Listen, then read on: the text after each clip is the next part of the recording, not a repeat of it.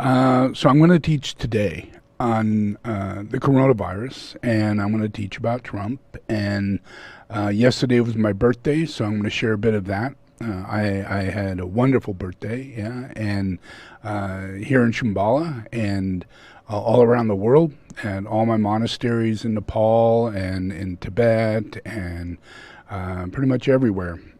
So I got a lot of videos from that. I'll show one of them to you.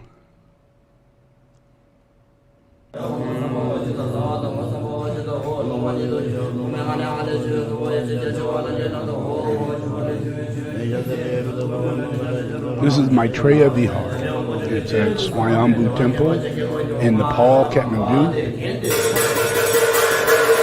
was built in 1951 when I was born. It's established for the Incarnation of Maitreya.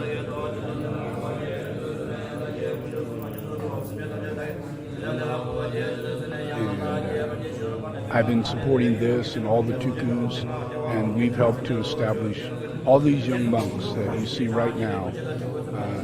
They all were established by our support. So that was a nice birthday, yeah. And so, in process of this coronavirus, though, there is a lot to come to grips with, yeah. The truth about the coronavirus. We have a president and a group of people from that process of politics that are downplaying the coronavirus and saying that it's a flu and that it's a sniffle that you might get. And chances are, unless you're old and you're already dying, it's not going to affect you.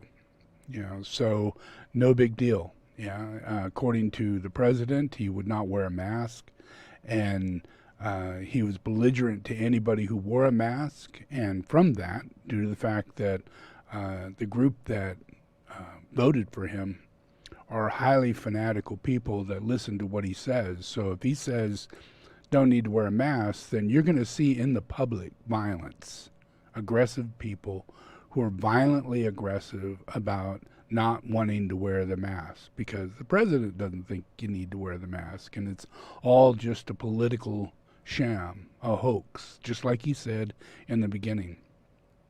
So that's infected all the people who follow him, and so they're all behaving as though everybody's crazy, and the only one who's not crazy is President Trump, and he's stuck in the middle of a conspiracy, and no one could figure it out. The news is all fake, and everybody's out after him, and it's all just a lie, and he's the greatest man that ever lived, according to his followers. So we all know that's not true, and we all know it doesn't take much to figure out that the coronavirus is a virus. It is a pandemic, and a pandemic means that it reaches such a stage of being able to be spread, from one person to the next in large amounts, and very slow in the process of being able to heal it. There are no vaccines or anything like that. So that leads us into the condition of diagnosing this problem as a pandemic. So when you hear pandemic, it means that you must take absolute caution of catching this pandemic because it's highly susceptible. And due to the fact that it comes through the lungs, it's sprayed out and brought through breathing, that it's the most susceptible type of virus.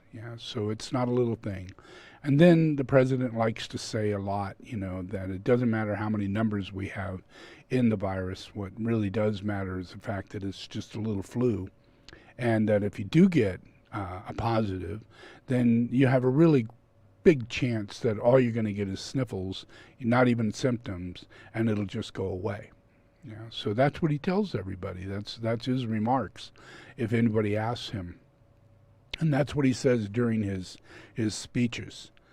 So all the people who are desiring to follow this guy are taking all that in, and they're building up conspiracy theory, that this is all a conspiracy. And so they're up in arms, literally. Yeah, they got guns and they get crazy and they throw stuff in stores and they go, I will not wear a mask kind of thing. And if they're given any opportunity to go back out, they immediately hit the bars and they immediately hit places that they really shouldn't go to. Just because you have an opportunity to go back out doesn't mean you go out and do the worst thing, and take advantage of the situation, which happened. So from that, we got an extreme rise all throughout the entire United States. And we're now have more people dying, more people sick, more people, and we're getting a lot of information around the fact that it's not just people 65 and older with underlying symptoms. It's the coronavirus has an enormous effect on the body. And in process of being able to deal with it, we first have to come up with a diagnostic understanding as to what it does to the body. So there's a lot of autopsies going on, and it's not happening in the United States, it's happening in other countries. But due to the fact that we share information and that that amount of information is being shared in a way in which we can better understand that a lot of the deaths are caused by clotting, and a great deal of the deaths are caused by a lack of oxygen throughout the body. And even more of it is caused by the amount of acidosis that builds up in the body, the influence of killing cells and the deadening due to lack of oxygen, due to clotting, lack of circulation. All of that creates a buildup of inflammation. And that creates both brain inflammation, liver inflammation, lung inflammation, inflammation everywhere. And that the other symptoms that come with it are clots. So there is a great deal of people who are losing their limbs over this, and people who do recover don't really recover. They will for years suffer lung problems and most likely die of those lung problems when they get older.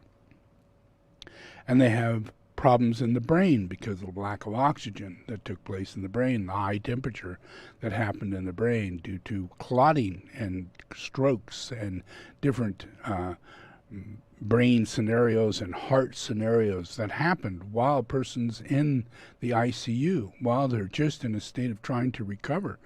When you're receiving oxygen pushed into your body, that is a highly traumatic scenario. If you do that, you have an 80% chance of never walking out, never ever walking out.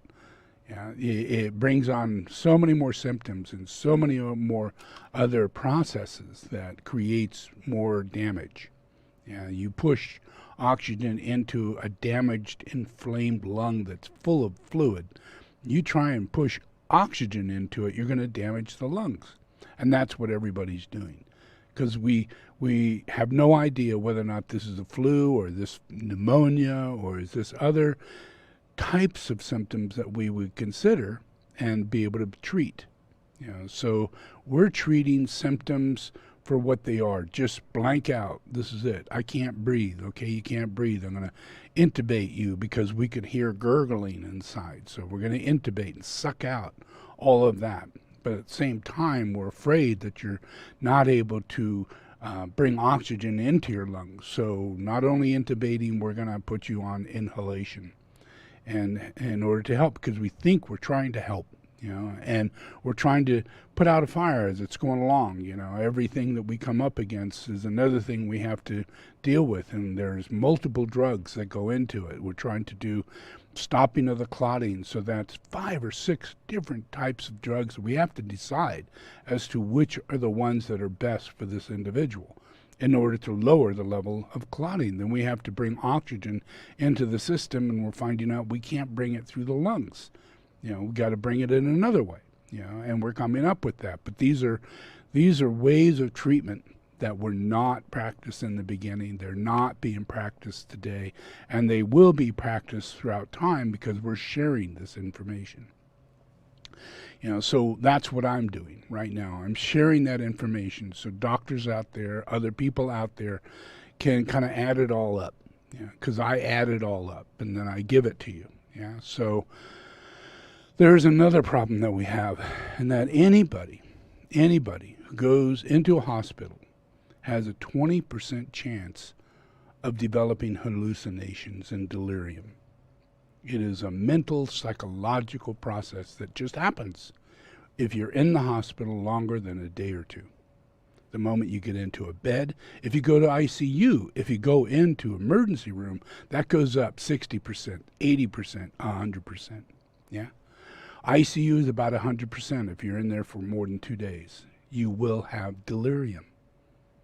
That means that your brain is fried out, and that you're so many symptoms are going on that it's affecting the brain, and the brain has no friends to talk to, no wife, no husband, no close person. So fear comes in, and that's what happens when you walk into the hospital.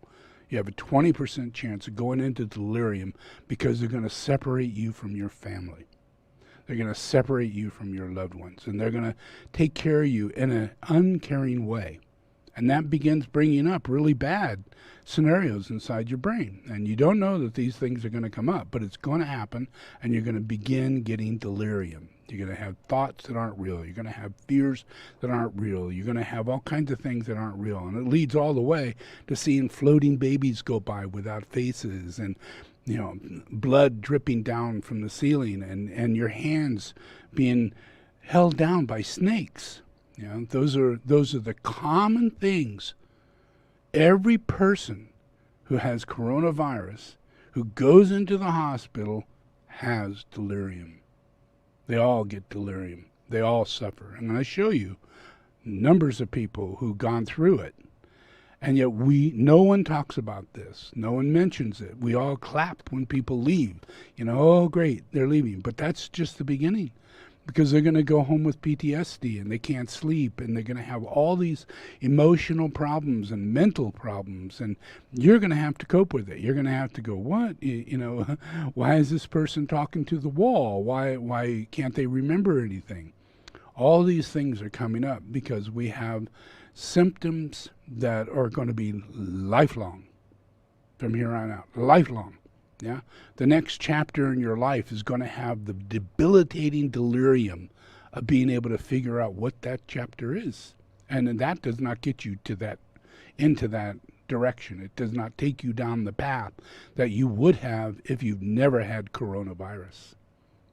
So the coronavirus is probably the worst thing that humanity can bring into life. That we can experience. Any one of us. I don't care if you're a child. You have no idea. There are so many children who receive the coronavirus, and they go through the same symptoms. They have delirium. They have heart attacks. They have symptoms that go into the brain, and symptoms that goes into circulation. They can't breathe. They get blood clots. All the same things. That you think, and the president is telling you, that only 60 and 70 and 80-year-old people get. It's not true. I'll show you one person after another that is in their 20s and goes through delirium, and in their 30s and have their legs cut off. Simply because they got positive on a coronavirus test. And then they got sick 2 days later, and they end up in the hospital, and they never get out of the hospital until their legs are cut off and they're almost dead and they're in a state of delirium. It's beyond your wildest imagination. It's not something anybody's telling you about. So I'm going to give you this.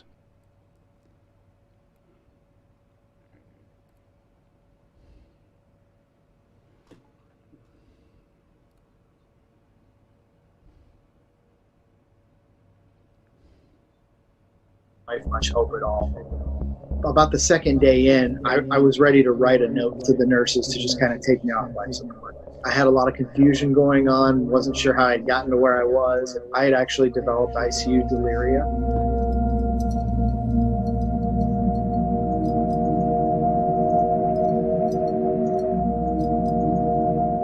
We used to think we're doing these patients a favor by keeping them completely sedated and in a medically induced coma so that they wouldn't have any memory of this difficult time. But that kind of backfired, because unfortunately they often do have memories, but they're false memories. They took real life stimulus and turned them into something really, really scary.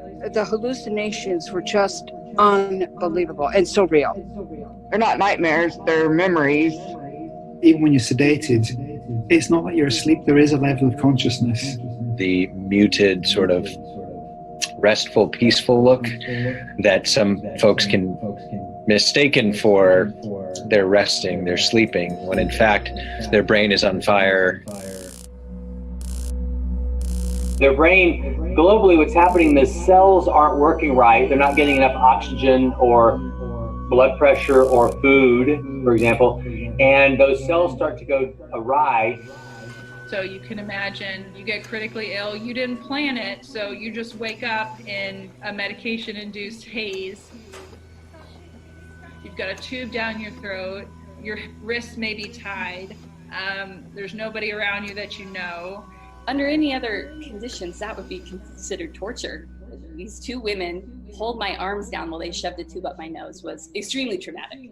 I still have such vivid memories of that. I couldn't move my arms very well until that started happening to me, and then I was flailing. Patients would have these vivid nightmare-like experiences of people torturing them and kidnapping them. They saw blood dripping down the walls, and seeing people with animal heads walking around, or children who are floating by with no faces.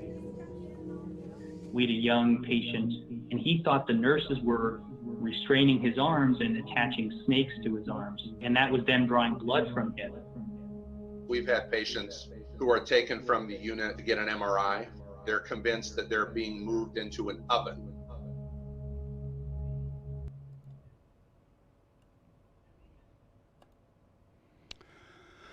So I really hope you're listening to this. I really hope you're paying attention, because it's very difficult for me to help you out here when you have a president that is satanic in nature and vices in quality and characteristic, and is transmitting to all of you to pay no attention to this. And I mean literally, pay no attention. Get out as soon as you can, go back to work, go back to the meat factory where the virus is at the highest, and make it illegal for you not to work. And your family's going to suffer. You'll get no benefits like all the rest of the United States. You are forced to work and be condemned to having this virus until you die. That's just meat packing. That's just meat packing. And then there's all the people who work in the hospitals and all the people who pick up the people who are at home trying to get them taken care of. And they have to subject themselves to this hell over and over and over, 24 hours, all the time, because the president is telling you, this is the sniffles. You're only going to get the sniffles. Don't worry about it. Get the kids in school, too, because you know how much kids carry the flu to their parents. It's the most common way in which we get the flu, is by kids going to school, going to preschool, getting around other kids, passing around that flu season, and then it gets to grandma and grandpa, and we see death increasing.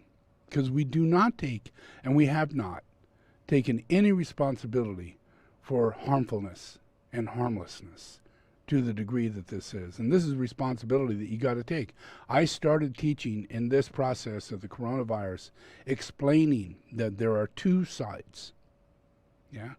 There is a side of Satan, and there is a side of Christ. There is a side of vice, and there's a side of virtue. There's a side of caring, sharing, and making a difference, being a hero, doing something that is beyond your sense of whether or not you need to go to the restaurant or whether or not you need to go to any place.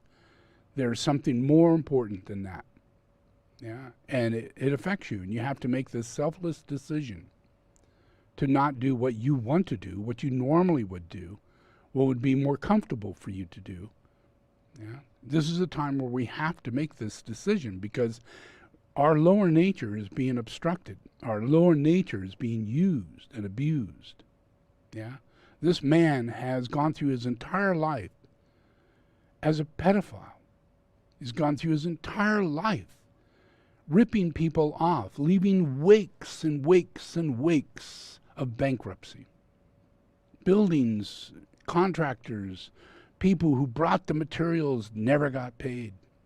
You know, people who went into investment never got paid. People who went to his college never got educated. You know, this is this guy. Yeah, and he just goes from one level to the next, and his main thing is to wreak harm. He's harmed New York. He's harmed the people he's done business with. He's harmed all the women he's raped. He's harmed all the little girls that he's raped. He's harmed everybody at all times, 24/7. How can you have a soul if that's going on? And he's so soulless, it's beyond redemption. Yeah.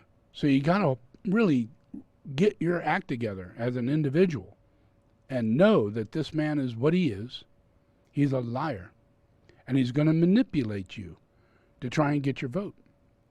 And when it comes to the day of leaving office, he's going to tell everybody, and he's setting this up, he's going to say that, oh, it's the mail-in votes. They all were conned out. Now, I will not accept these votes.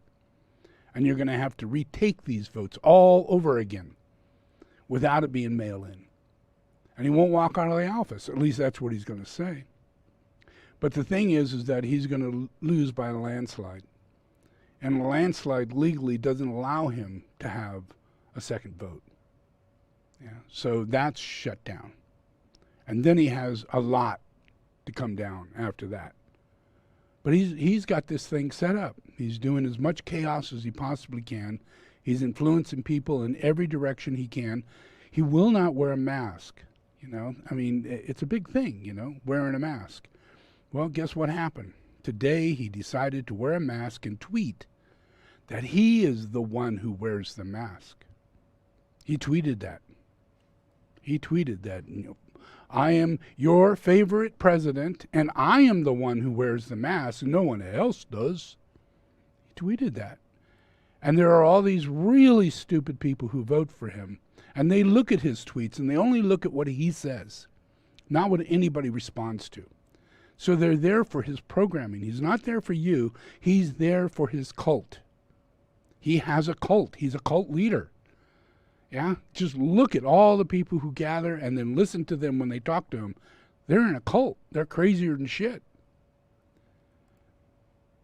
You got to really watch out because this cult can surround you. So let's see what he said.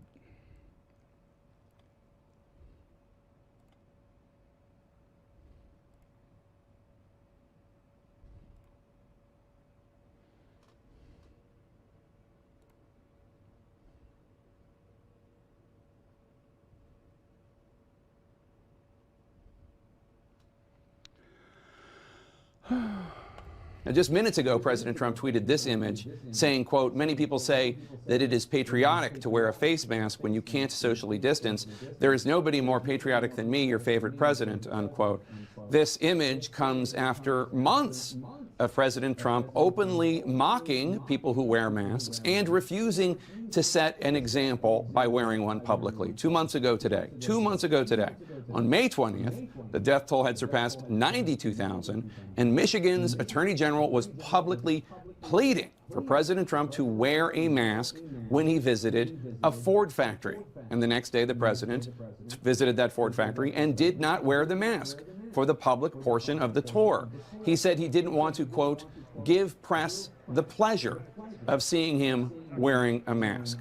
Mask wearing, according to health experts, is a critical tool to containing the coronavirus. And the message the president has sent has been clear. His supporters across the country, as well as others, are constantly pushing back on health requests. Please, every American wear a mask when in public. The horrible example that the president set may have actually peaked 1 month ago today, June 20th. With nearly 120,000 Americans dead, President Trump held an indoor rally No masks were required. The Washington Post obtained video of his staffers removing stickers from chairs. These stickers encouraged social distancing. The president at this rally used a racist term for the virus, and he claimed inexplicably that he wanted his administration to slow down the testing. You know, testing is a double-edged sword. When you do testing to that extent, you're going to find more people, you're going to find more cases. So I said to my people, slow the testing down, please. The virus is spreading because the virus is spreading. It's not spreading because of the testing. And that brings us all to today. With nearly 141,000 Americans dead from coronavirus. And the Trump administration's testing czar, Admiral Brett Giroir, admitting just this morning that testing is still not where it needs to be, with long wait times continuing across the country. Yet, there is still no new presidential strategy to get us out of this spiraling crisis. We're back with breaking news on the president's new tweet just a little while ago about where. So really think about this. Yeah, the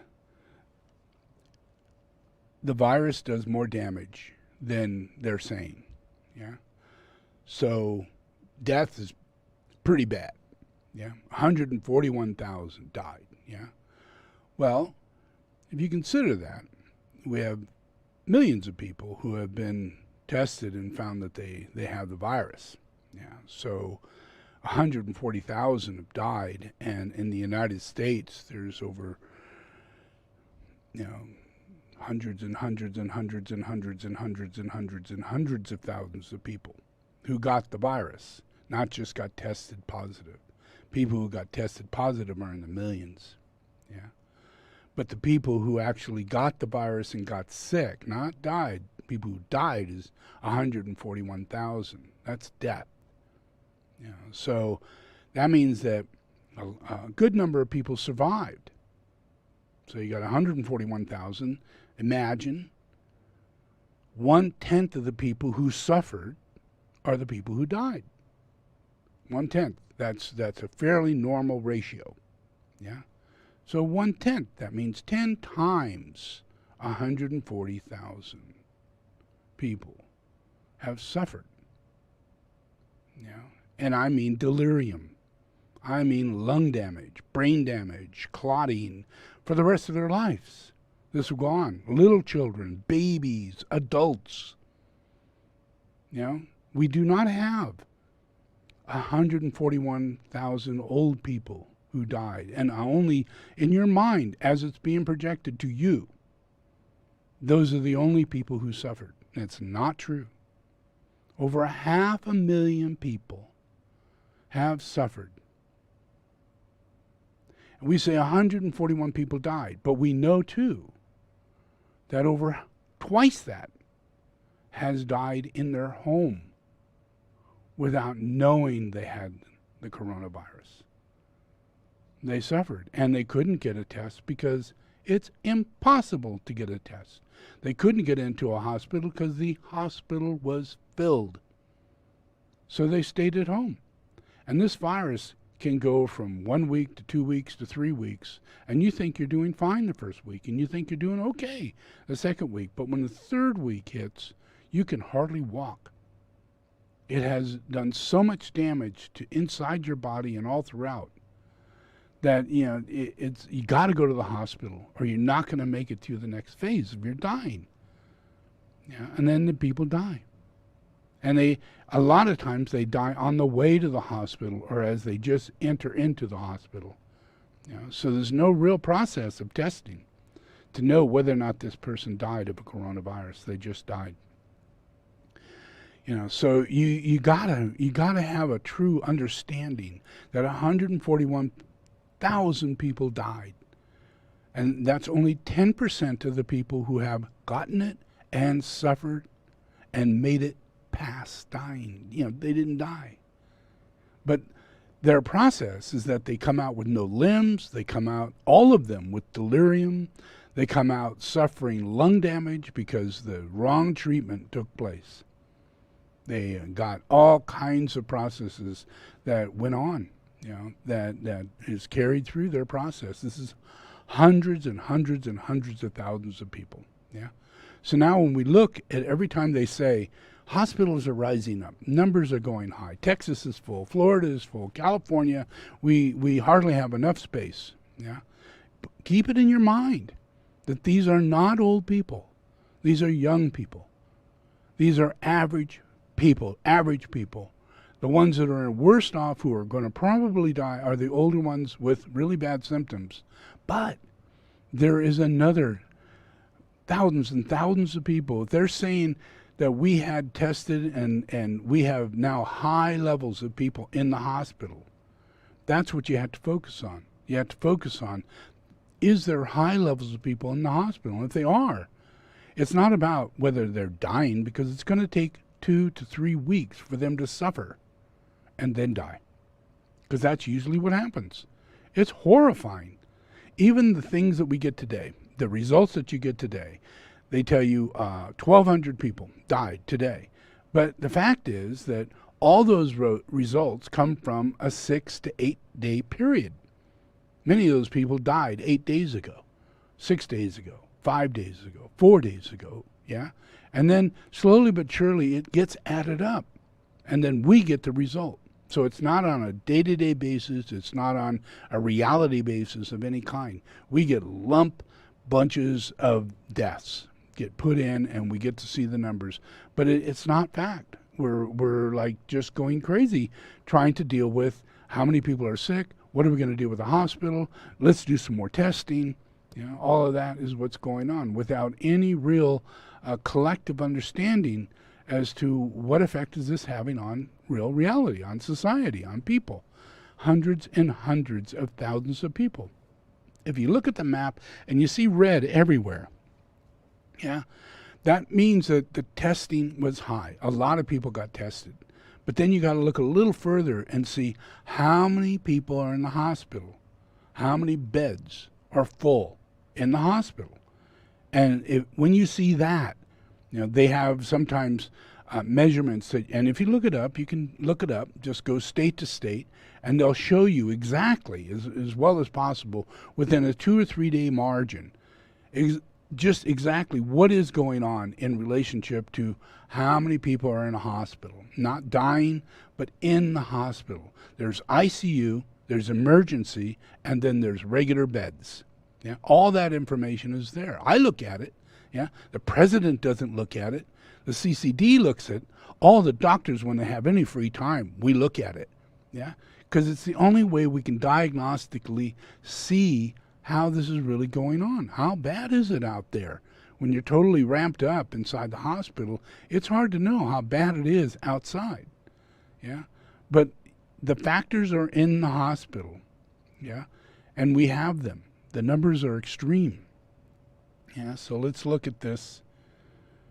I mean, look at that mask. I mean, come on, you know, he's telling everybody that he's the one that wears a mask.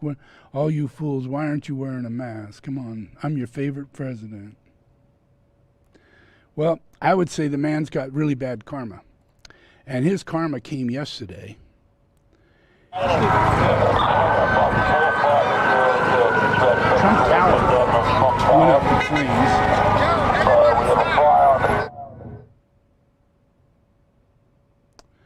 And the police got there. No, that's Homeland. That's it. And it looked like that. What's up? 99. Engine 5 for you back. So there's no such thing as accidents or coincidences or anything. This is stress, conflict, and it's all pointed at Trump. Eric, repeat that. AP, transmit a third alarm. Fireman died in this. Fire floor to the attack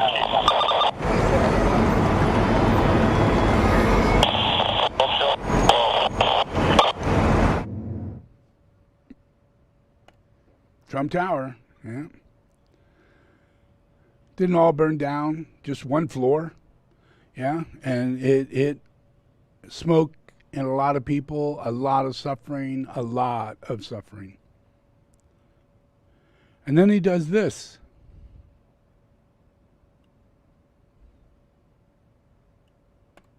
The Department of Homeland Security is refusing requests from officials in Oregon to leave their state after videos have surfaced showing men wearing masks, camouflage, generic police patches, detaining protesters, putting them into unmarked vans.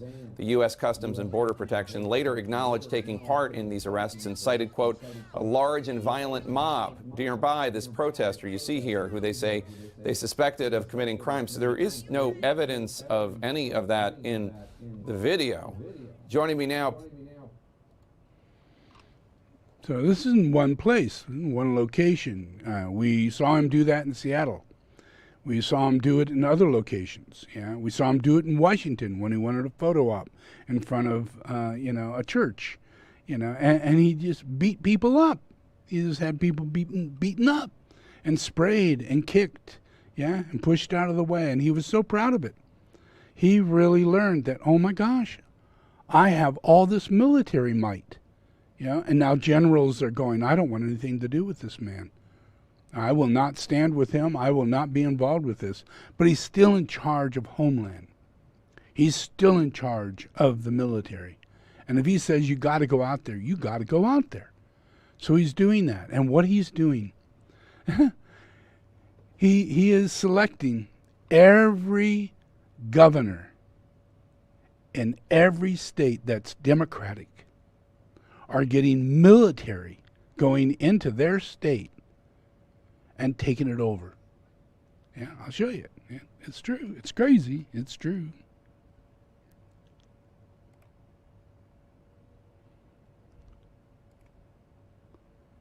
Yeah, there's that.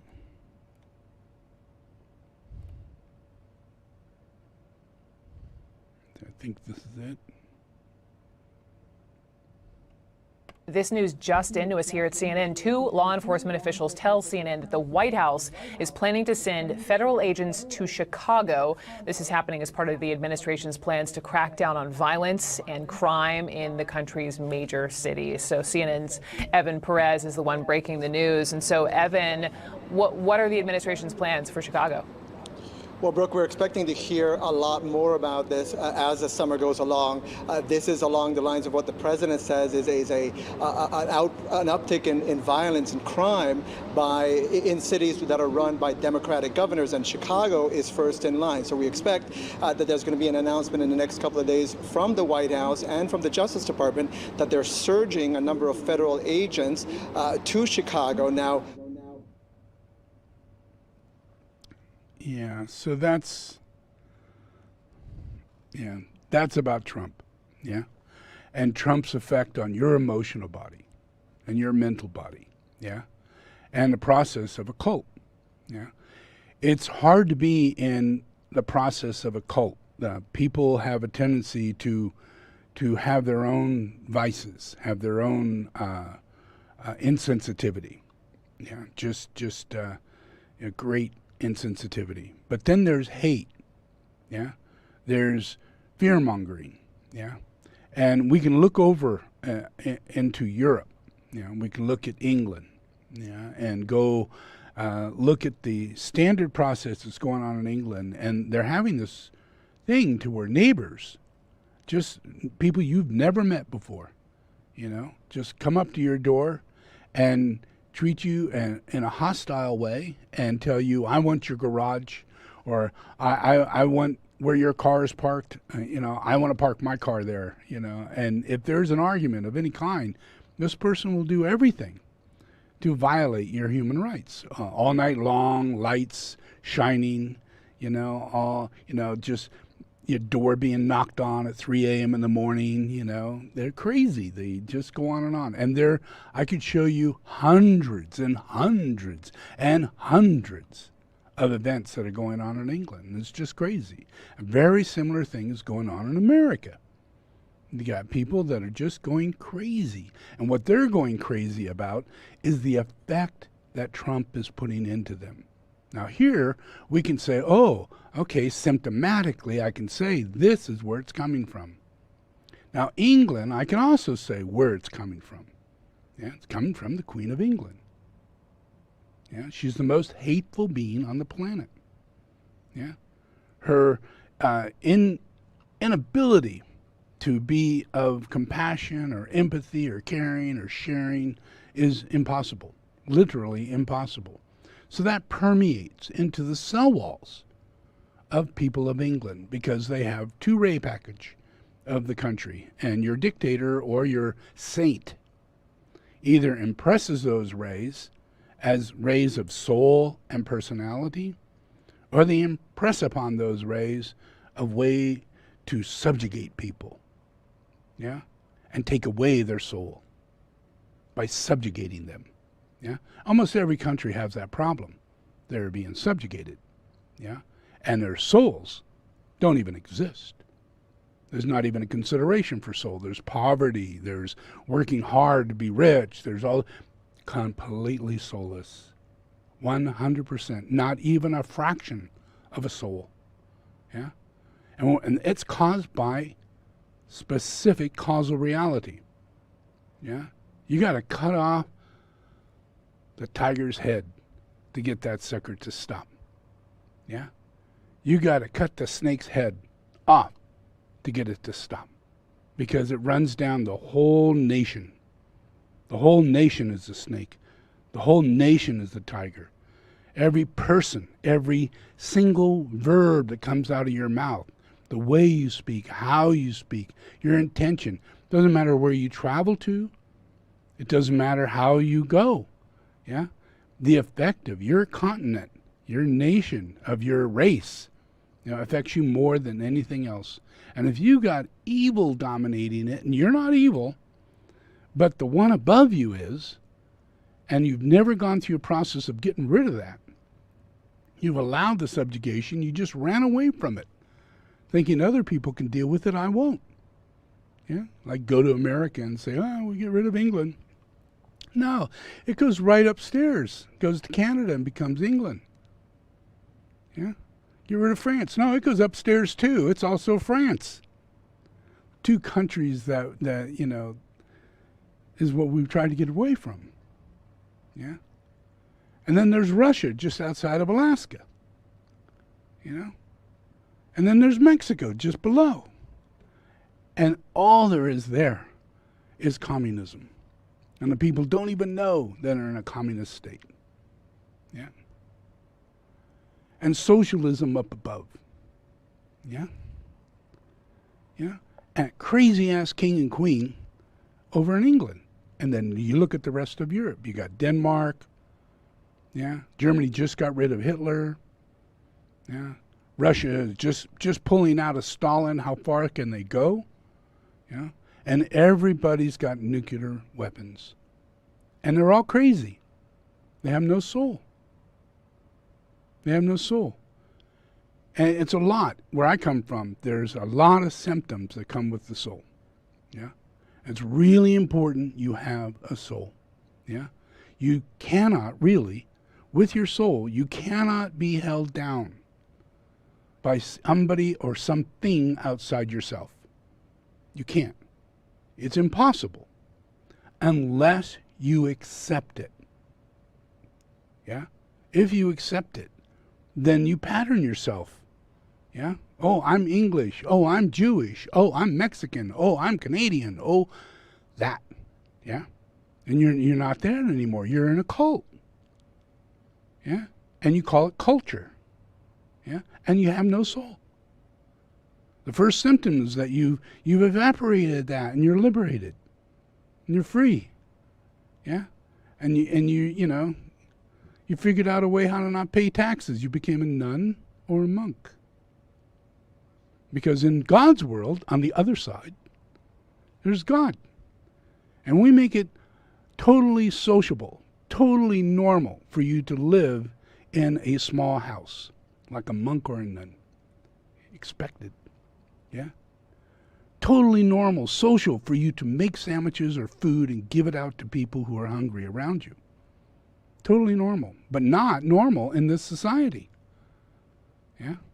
You know, so there's this other thing of liberation that you have to take in order to not be under a king or a queen or subserviency to politics or even social order.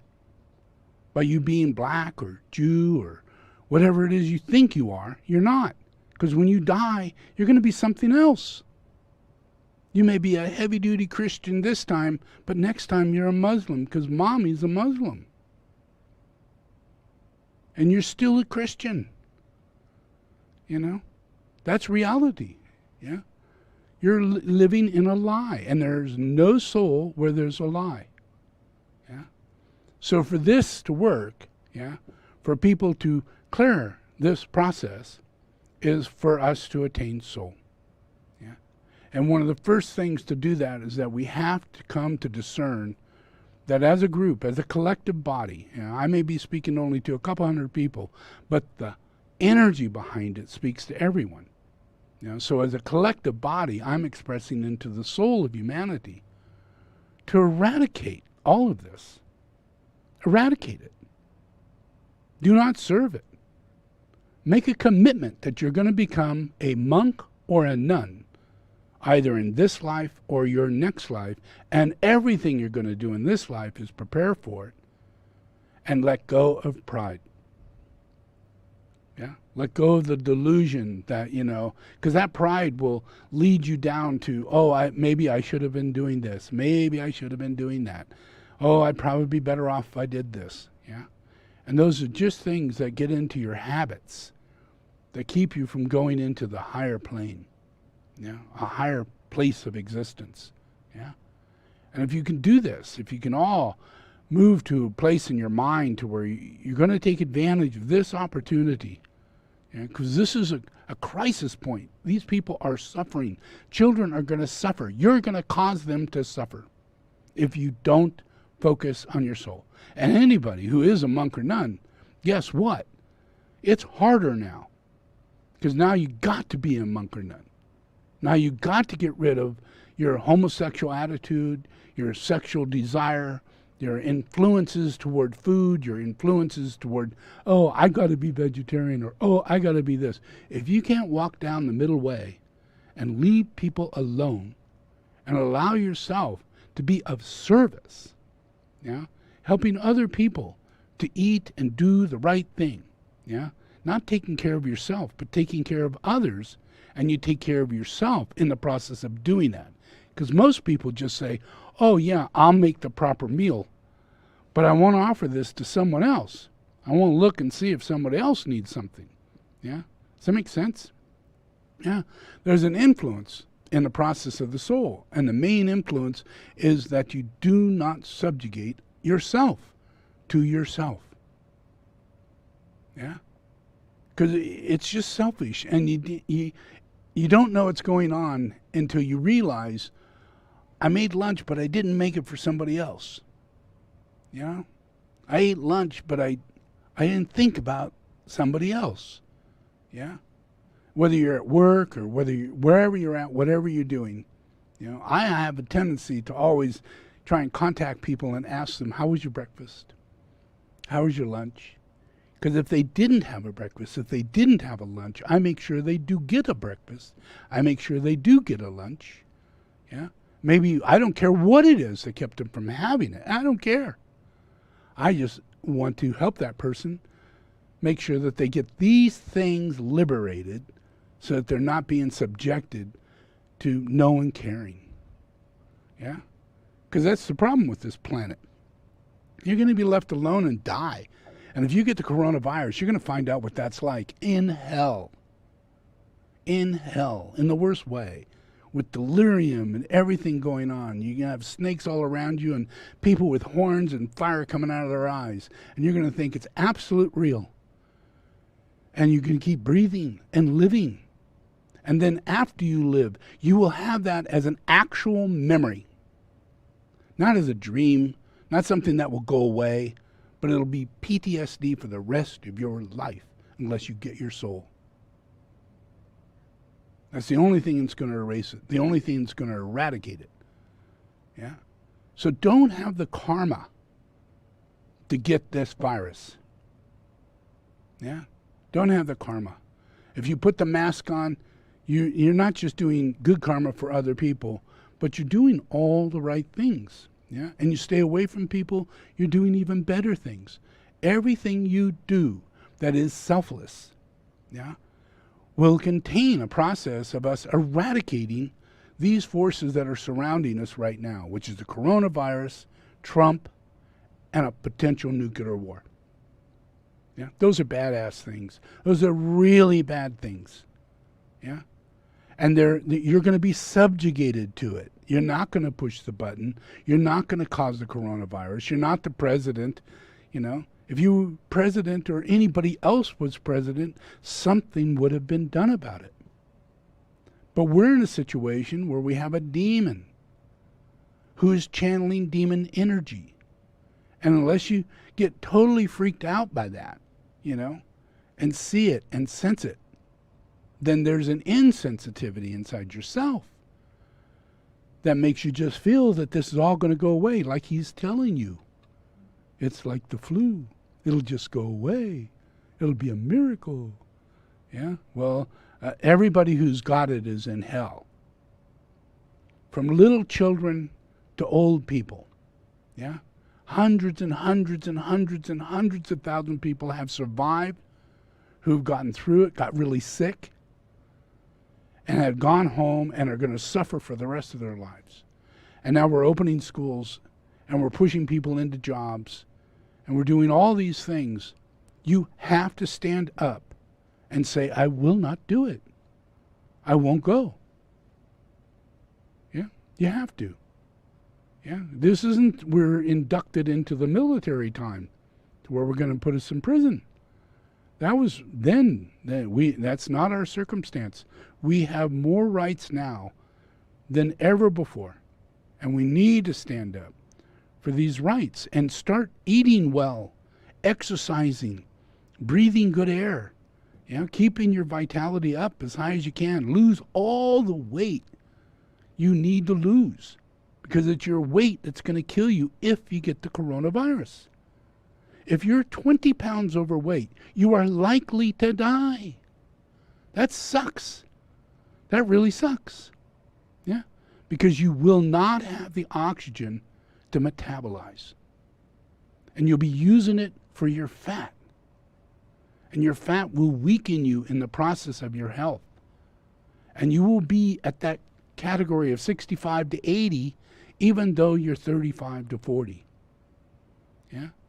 But if you have those things, those issues, diabetes and other things due to bad diet, yeah, and obesity, yeah, you're going to be that group in hundreds and hundreds and hundreds of thousands of people who do not maybe make it into the hospital, but get really sick and suffer for the rest of your life.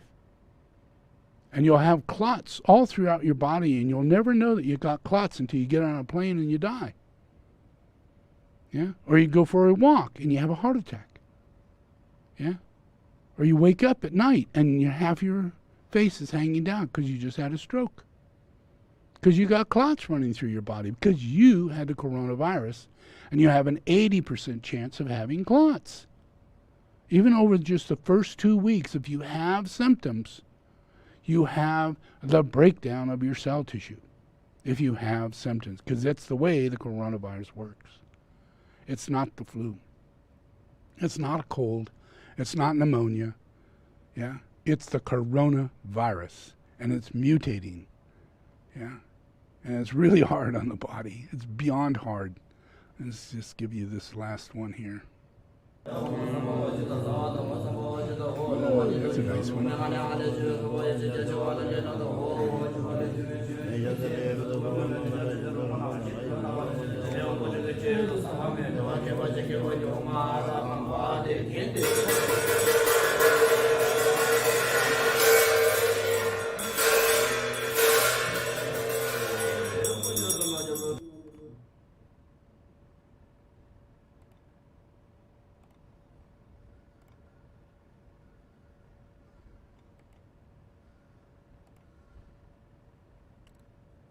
With COVID-19. Then, doctors had to amputate the 41-year-old's right leg.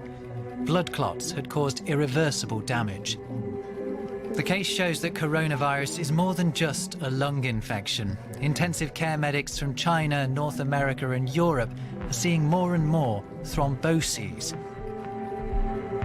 These blood clots are not just dangerous for patients' limbs, they can break away and affect the lungs, the heart, or the brain in the form of pulmonary embolisms, heart attacks, or strokes. Okay, so I'm saying all this because there are hundreds and hundreds and hundreds of thousands of people who have gotten the virus and got through it. But they are dying, and they are going to suffer. And if you ask a person, have you had the virus? And they go, yes, then you should really do your best to find out how are they feeling, how are you sleeping? Have you had any complaints of aches and pains in your legs, numbness in your feet, coldness in circulation in your fingertips and down in your feet?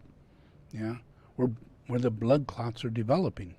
Yeah, you got to study, you got to look, you got to find, you got to learn about what is delirium. Yeah, yeah, you got to talk to the person, ask how they're doing in every way, shape, or form. Yeah. And jump to the conclusion they're not telling you everything. They're certainly not telling you the worst. Yeah? So try and ask, what was it like in the hospital? Did you ever have any weird experiences? Fear, anxiety, problem sleeping? It'll start coming around. They'll start telling you. Yeah? Because it scares them to even talk about it, to bring it up. They want it to be done and over with. Yeah? They don't want it. It's just an anxiety attack the moment they begin to talk about it, the moment they think about it, because it is a super high level anxiety attack you get hit with first. And then you enter into delirium because you can't breathe and you're seeing insanity and you have complete emotional detachment to reality. And you're seeing things, your mind is creating things that are so stimulating, so fearful, yeah? And it doesn't matter what. Like this one person they bring him into a place where they're going to have, this great big x-ray machine. You lay inside and you go inside and and they're going to just test them. But they think they're going in an oven. Not one person, but many, many people have the same vision, yeah?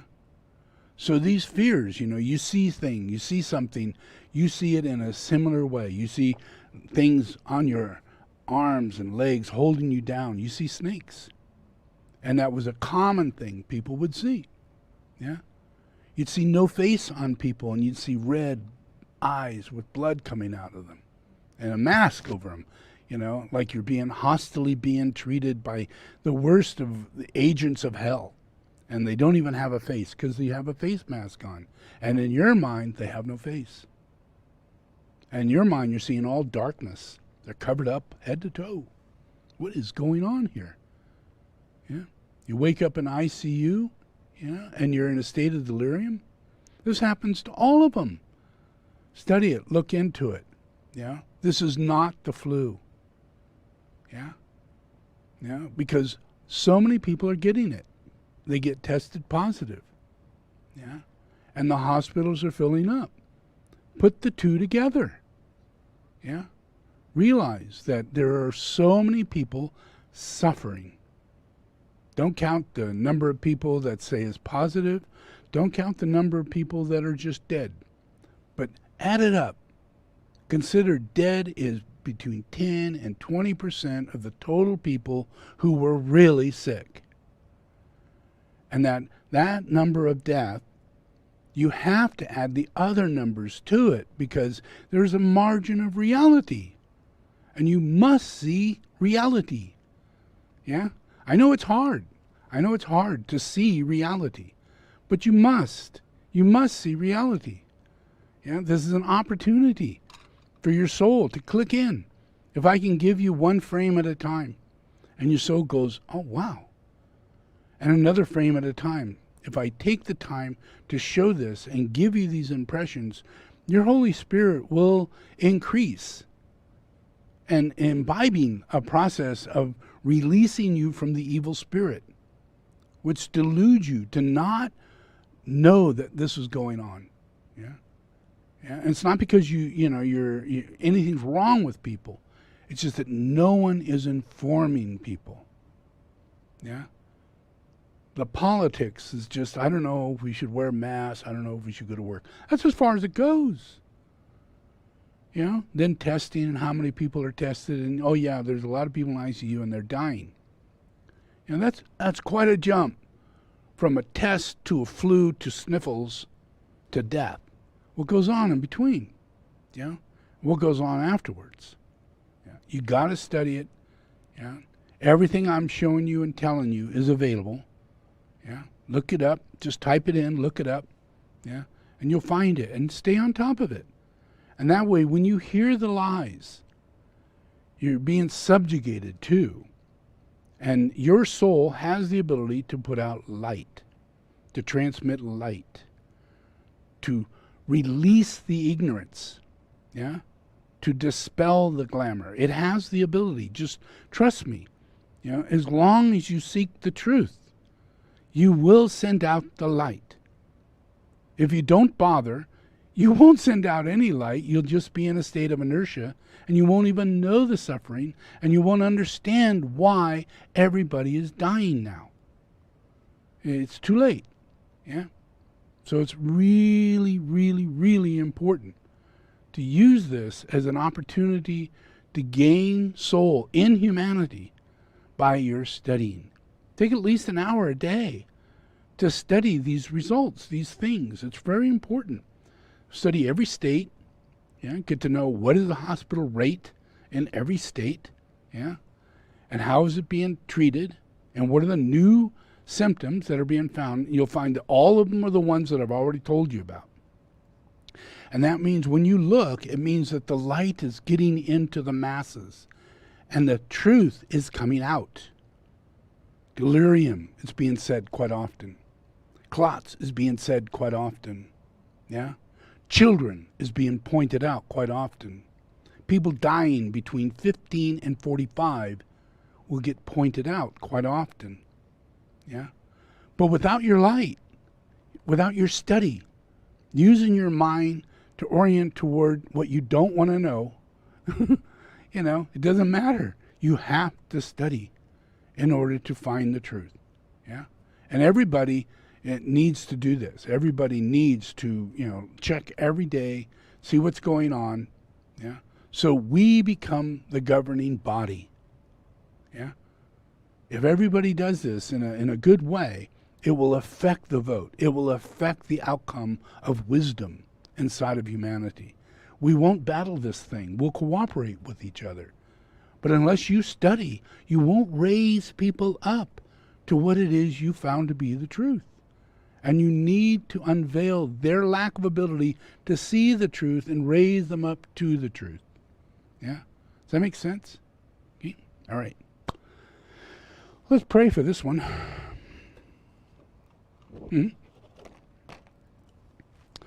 All right.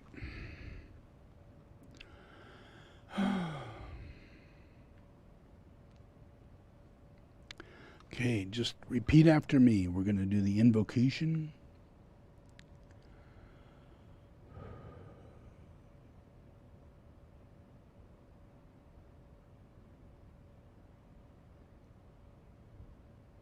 Okay, repeat after me. I invoke the power, the love, and the wisdom of my ashram, soul, and monad.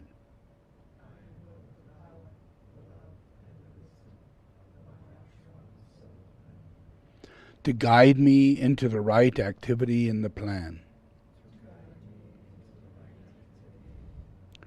To clarify and stimulate my mind. To transform and transmute my feelings and emotions. To energize and vitalize and heal my physical and etheric body.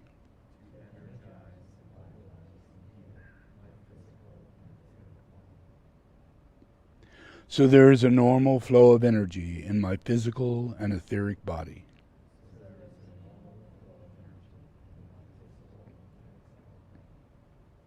Through this day and every day, I ask this in the name of the Christ to serve the One.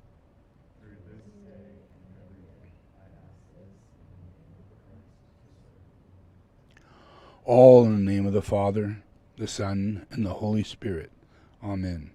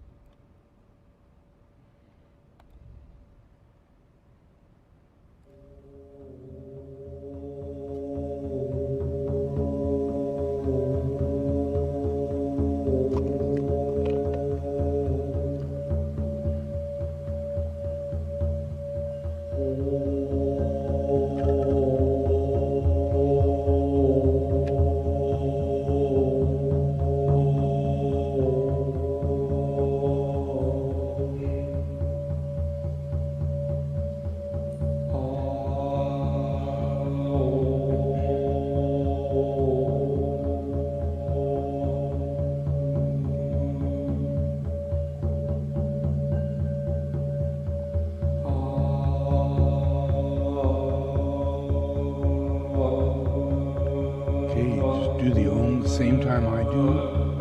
I do it about 10 seconds apart. Take a deep breath.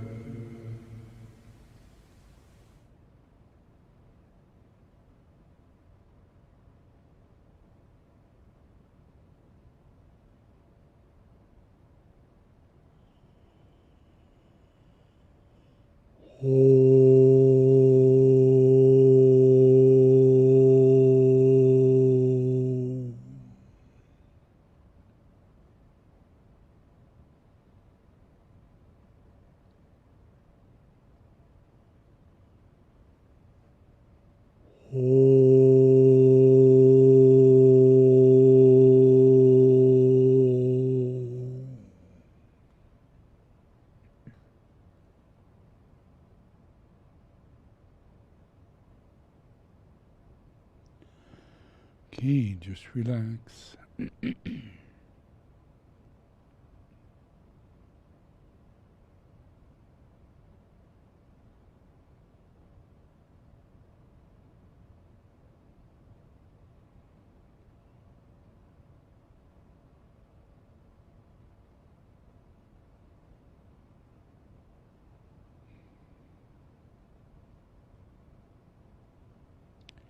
Okay, open your eyes.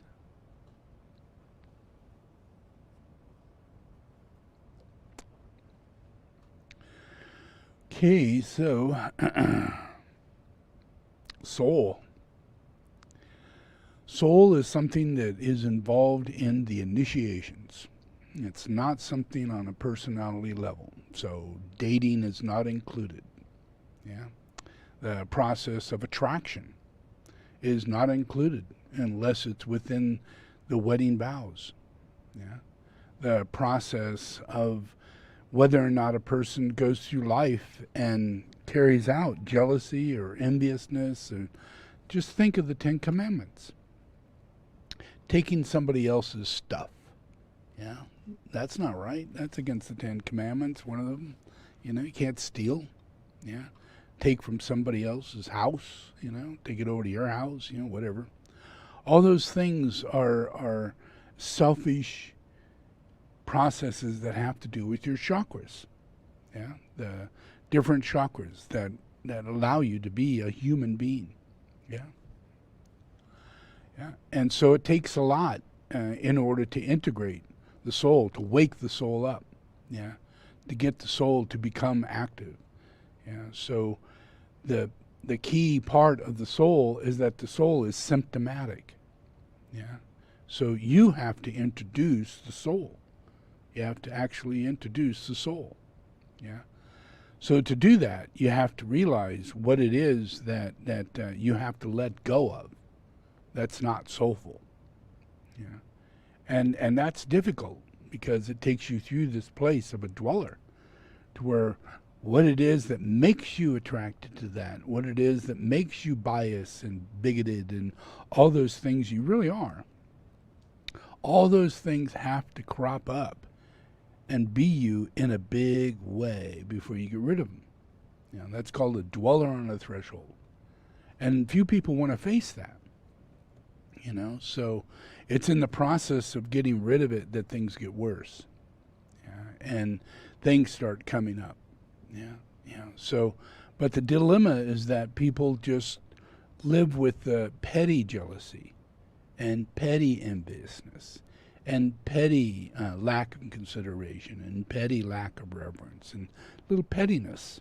And that pettiness keeps the door wide open to the astral plane so you can fulfill those little bits of jealousy, little bits of enviousness, little bits of taking other people's identity or being jealous of it or envious of it, as though it has anything to do with anything. Yeah. And it's just a process of ego. Yeah. That influence of ego. So to release the ego, it really requires, one, you can't lie. Yeah, you can't lie. Don't put yourself in a situation to where you're forced to lie, you know, because a lot of times you may be doing something you don't want other people to know about because it's a private life you got going on. And those may be totally justified things, but then there are people who will not support you in the process of some things that you may be doing. You may be interested in mechanics, you know, but it's not your family attitude, you know. So by you taking an interest in certain things could literally get you in trouble. So it's important to carry on your life and do not be subjected to have to lie. It's It's better off to just go, I don't know, nothing, quiet. Just stay quiet and simple and keep your studies going, keep your interests going in the direction that you need to, but you need to form privacy. Yeah, privacy is really important. Not lying or taking and then hiding it and not get caught. That kind of privacy. The kind of privacy that allows you, when you do have a relationship, the right to have a private relationship. Yeah? That it's not something that everybody should hear and gossip about, and it's not your nature to talk about your husband and his faults and his, but it may be. Yeah? And that ends privacy. And that ends trust. And that never creates love. It was just subjected to ownership. Yeah? Yeah, a commitment of some kind that allows a person to devalue you accordingly, or value you, put you up as candy, yeah, as an object of fulfillment. I'm married a doctor, I'm married a lawyer, all those kind of things. So it's really, to get through the initiations, you got to pass through the probationary path to get to the first initiation, and to actually fulfill the first initiation, you got to get rid, and you don't know you've got the jealousy or the enviousness, and those things are going on. You got to get rid of them. So every opportunity that comes up, anything that comes up that has to do with your sexual energy, or your jealousy, or your desire to have an object, yeah, and that I'd be better off with that, or whatever, any of that process is what gets influenced by your sacral center. Yeah. And you can have your brow center down in your sacral center, and everything gets concrete. Yeah? It is what you believe it to be. Oh, this is my soulmate. This is my, you're meant to be my wife, and I'm going to stalk you forever. And people do that because they have a fifth ray that goes down to their sacral center, and they have no real means of human relationship. It's ownership. It's subserviency. It's past life crap of having worked for Hitler and done something really horrible to another person. Yeah. And then you live and you get past it. Now you got to figure out a way to deal with relationships, how to relate to another person. Yeah. And you still have your past to clear. That's the process of initiations, is to erase the past, clear the past, get rid of the past, and then the evil lunar lords don't come into our life and they don't incarnate. But if we are subservient in ourselves and make anybody else subservient to us through jealousy or enviousness or desire for another man's wife or desire for another woman's husband, yeah, those influences go directly astral, and they affect those two people and their privacy and their life and their ability to become fellowship, just to find joy in a day. They can't, because they have an astral perversion coming into their sacral center, creating all kinds of problems. And that goes on in high school, it goes on in grade school, it goes on in offices, it goes on in regular people going to bars, and people just going out and doing the things they do. All of that has to be changed. Yeah? And then there's people who would like to become a nun, who would like to become a monk, and really are spiritual people and are totally willing to become spiritual. But are they willing to never have a relationship until they come to that relationship? And then they build a friendship. And that goes on for years, maybe 20 years. Yeah? And that develops a very specific kind of way of relating that becomes friendly, trustworthy, kind, generous. It doesn't require marriage. It requires working out fellowship. And you do that for many lives. And then you come back and reincarnate, and you're settled. Now the attraction of right karma and relationships come to you, and you're in a state of destiny. Dharma is in your life. And you'll find your loved one at around 25 to 30 years old. And it'll be that one. That's it. And it's not like this is my soulmate or anything like that. It's just that your life is so cleaned up. and you're so spiritual, and you're already a monk or a nun. But you're in the dharma of Maitreya, and the second cycle of Maitreya in 2050s, 2060s, where all the reincarnate initiates come back, and they are the first people that are qualified to become husband and wife, and able to usher in tukus that are also from the same group of initiates that start coming into society. And that happens from the 50s, 60s on. Yeah. But right now, everybody's got to get through the coronavirus. And you've got to get through the process of having sex with strangers. Yeah. You got to get through the process of thinking you should have sex with strangers. Even to the point where you think you should have sex with your, your best friend's wife. And you just can't get around these attitudes, these processes. And you have no idea that you're being subjugated to the astral plane. Now, you're not the only one thinking this. The wife over there that you're interested in is having the same thoughts. And you're just being attracted to a mutual attraction, and it's wrong in both cases. And you have no way of really identifying it because no one has put any shutters, any control, any clearing of vices in there in order for this to really straighten out, because we're too astral, we're too psychic. For us to get to the first initiation, we've got to have a simple life to where we are not vegetarian. We have to have a medium, middle way, and not worry about relationships, but worry about what we have a relationship with, and that's food and sleep and exercise. You relate to yourself. You build your temple. You treat it as a temple. You get through that life, building your temple.